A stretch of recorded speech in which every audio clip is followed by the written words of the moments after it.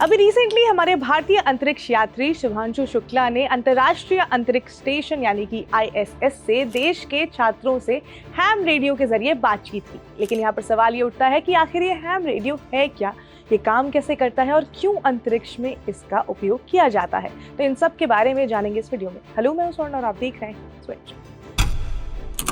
तो ham radio, जिसे immature radio भी कहा जाता है, एक लाइसेंस प्राप्त रेडियो सेवा है। इसका इस्तेमाल रेडियो वेव्स के जरिए कम्युनिकेट करने के लिए किया जाता है।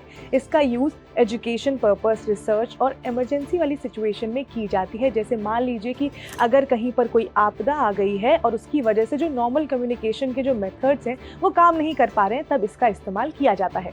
इसमें एक ट्रांसीवर होता है जो कि रेडियो सिग्नल भेजने और प्राप्त करने की मशीन है, और एक एंटीना भी इसमें लगा होता है। जिनके पास हैम रेडियो रखने के लिए लाइसेंस है, जिन्हें हम हैम ऑपरेटर भी कहते हैं, वो इन्हें ऑपरेट करके 2 या उससे ज़्यादा जगहों के बीच में कम्युनिकेशन स्टैब्लिश कर सकते हैं। हैम रेडियो की खासियत ये है कि ये स्थानीय, राष्ट्रीय और अंतर्राष्ट्रीय स्तर पर, यहाँ तक कि अंतरिक्ष में भी कम्युनिकेट कर सकता है।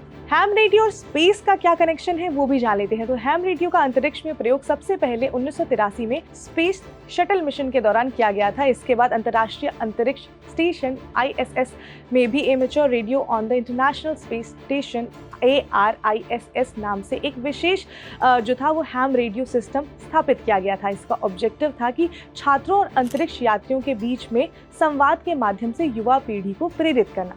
जैसे कि मान लीजिए कोई एस्ट्रोनॉट जो है वो स्पेस में अगर जाते हैं तो यहाँ धरती पर जो स्टूडेंट है वो उनसे बात कर सके, जिससे ज़्यादा से ज़्यादा बच्चों को स्पेस के बारे में पता चले, जिससे वो एक्साइटेड हो स्पेस के बारे में जानने के लिए और उन्हें ये पता चल सके कि वहाँ पर आखिर हो क्या रहा है। ये संवाद विभिन्न देशों के इमेच्योर रेडियो क्लबों और अंतरिक्ष एजेंसियों की मदद से संचालित होता है, जिसमें कि अमेरिका, रूस, कनाडा, जापान और यूरोप की एजेंसियाँ जो है वो शामिल है। यहाँ पर ध्यान देने वाली बात यह है कि ISS पर कुछ महत्वपूर्ण गतिविधियाँ जैसे कि डॉकिंग के दौरान रेडियो का इस्तेमाल जो है वो बंद कर दिया जाता है।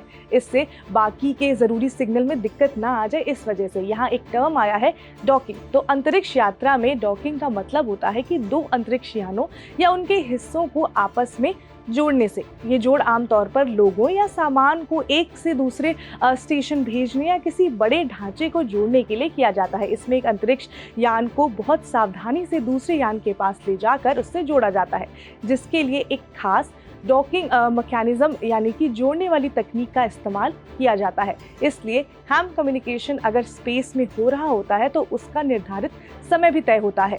हैम रेडियो कैसे काम करता है इसके बारे में भी अब जान लेते हैं। तो इसमें होता यह है कि जो रेडियो वेव्स हैं वो इलेक्ट्रोमैग्नेटिक वेव्स होती हैं, जिसका मतलब ये हुआ कि ये हवा, अंतरिक्ष, वैक्यूम और विभिन्न माध्यमों से यात्रा कर सकती हैं। तो एक हैम रेडियो सिस्टम में ट्रांसमीटर होता है जो कि आवाज़ या डेटा को इलेक्ट्रिकल सिग्नल में बदलकर रेडियो वेव्स में बदलता है। उसके बाद फिर यहाँ पर एक एंटीना भी होता है जो इन सिग्नल को हवा में भेजता है और साथ ही आने वाले सिग्नलों को प्राप्त भी करता है। फिर दूसरे एंड पर एक रिसीवर होता है जो भी रेडियो वेव्स जो प्राप्त की जाती है उनको इलेक्ट्रिकल सिग्नल में बदल देता है और फिर इसे आवाज़ या डेटा में बदल दिया जाता है। फिर उसके बाद ट्रांसीवर होता है जो कि दोनों ही ट्रांसमीटर रिसीवर का कॉम्बिनेशन होता है। इस पूरे तरह से पूरा का पूरा सिस्टम जो है वो काम करता है। ये तकनीक जो है वो आपको सुनने में आसान लग सकती है, लेकिन इसके पीछे कॉम्प्लेक्स इलेक्ट्रॉनिक और फिजिकल प्रिंसिपल जो है वो जुड़ा हुआ है। रेडियो वेव्स की फ्रीक्वेंसी और जो वेवलेंथ है और जो इनका पावर है उसको कंट्रोल करके ही जो कम्युनिकेशन है उसे, उसकी क्वालिटी को अच्छा किया जाता है और ये ज़्यादा दूर तक ट्रैवल किया जा सके, ये सुनिश्चित किया जाता है।